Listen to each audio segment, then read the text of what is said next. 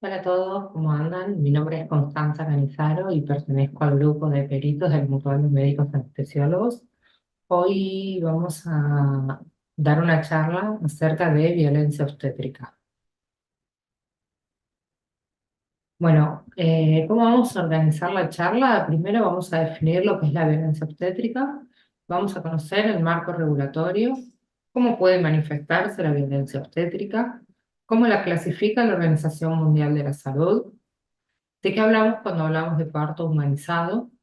Que tiene que ver con el derecho de la persona gestante. ¿A qué nos referimos cuando hablamos de violencia obstétrica en la anestesia?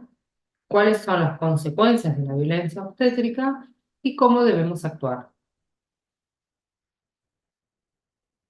Antes que nada, quiero referirles que la violencia obstétrica es una grave problemática que vulnera los derechos humanos de las mujeres durante el proceso reproductivo.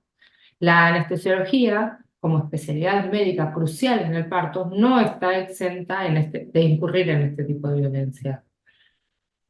¿Y cómo se define entonces violencia obstétrica? Es aquella que ejerce el personal de salud sobre el cuerpo y los procesos reproductivos de las mujeres, expresado en un trato deshumanizado, un abuso de medicalización y patologización de los procesos naturales, de conformidad con la ley 25929. Esta ley es la ley que hace referencia a lo que es parto humanizado o parto respetado.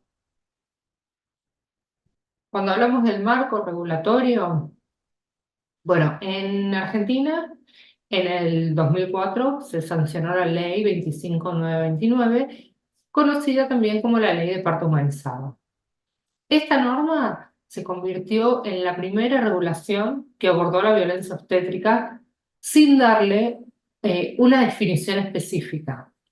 Luego, en el 2009, se reguló la ley 26485, que es la ley de protección integral para prevenir, sancionar y erradicar la violencia contra las mujeres, e introdujo el concepto de violencia obstétrica como una modalidad de violencia contra las mujeres. Es decir, que la violencia obstétrica estaría encuadrada como un tipo de violencia de género. ¿Cómo puede manifestarse la violencia obstétrica? Son aquellas conductas, prácticas, acciones y omisiones del personal de salud de manera directa o indirecta en el cuerpo y los procesos reproductivos de las mujeres y personas gestantes y de sus hijos en el proceso de nacimiento. Incluye tanto el sector público como el sector privado. Y entre las prácticas médicas que comprende este concepto, se incluyen también casos de pérdida gestacional y perinatal. Entonces, la Organización Mundial de la Salud la clasifica en 5 tipos: intervenciones y medicalizaciones innecesarias y de rutina sobre la madre o él o la bebé, maltrato, humillaciones y agresión verbal o física, falta de insumos o instalaciones inadecuadas, ejercicio de residentes y practicantes sin la autorización de la madre con información completa, verdadera y suficiente, o discriminación por razones culturales, económicas, religiosas, étnicas, etc. Cuando hablamos de parto humanizado, ¿a qué nos referimos? A que toda mujer en relación con el embarazo, el trabajo de parto y el posparto tiene los siguientes derechos. Tiene derecho a ser informada sobre las intervenciones médicas de manera que pueda optar cuando existieran diferentes alternativas. A ser tratada con respeto y de modo individual y personalizado que le garantice la intimidad durante todo el proceso asistencial y tenga en consideración sus pautas culturales. A que se facilite su participación como protagonista de su propio parto. Al parto natural, respetuoso de los tiempos biológicos y psicológicos, evitando prácticas invasivas y suministro de medicación que no estén justificadas por el estado de salud de la parturienta o de la persona por nacer. A ser informada sobre la evolución de su parto, el estado de su hijo o hija y, en general, a que se le haga partícipe de las diferentes actuaciones de los profesionales. a estar acompañada por una persona de confianza y elección durante el trabajo de parto y posparto. No, no se le puede exigir eh, ni requisitos de género, ni de parentesco, ni de edad o de ningún otro tipo. Digamos, la persona de confianza que ella elija debe ser respetada. Lo único que tiene que acreditar es identidad.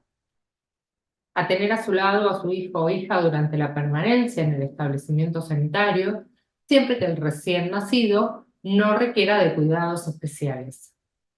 A elegir de manera informada y con libertad el lugar y la forma en la que va a transitar su trabajo de parto, ya sea deambulación, posición, analgesia, acompañamiento y también la vía de nacimiento. Bueno, ¿qué pasa con la violencia obstétrica en anestesia? Digamos, ¿de qué manera puede suceder? Bueno, un anestesiólogo puede ejercer violencia obstétrica por falta de información y consentimiento, por trato deshumanizado o discriminatorio, por coerción o presión para que la persona gestante acepte procedimientos que no eran deseados, violencia física, no permitir que la mujer tenga un acompañante durante el trabajo de parto o cesárea, atar a la mujer a la cama durante el parto o la cesárea o el amarre de los brazos. Entonces, a esto nos referimos que el anestesiólogo puede incurrir en violencia obstétrica. ¿Cuáles son las consecuencias de la violencia obstétrica? Bueno, la violencia obstétrica no solo afecta a la madre, sino que también puede afectar lo que sería el binomio madre-hija. Puede traer dolor físico y psicológico, puede tener trastornos de estrés postraumático, depresión, ansiedad, dificultades en la lactancia materna, incapacidad para disfrutar de la maternidad, daño en el vínculo madre-hijo. ¿Cuáles son los conceptos que queremos que se lleven? Que los reclamos legales por violencia obstétrica son cada vez más frecuentes, que es fundamental respetar y hacer respetar estos derechos en el ejercicio de nuestra práctica diaria, que los anestesiólogos no estamos exentos de vernos involucrados en un reclamo por violencia obstétrica y que es fundamental estar informado al respecto. Entonces, esto es lo que no tiene que pasar. Bueno, muchas gracias por, por escuchar.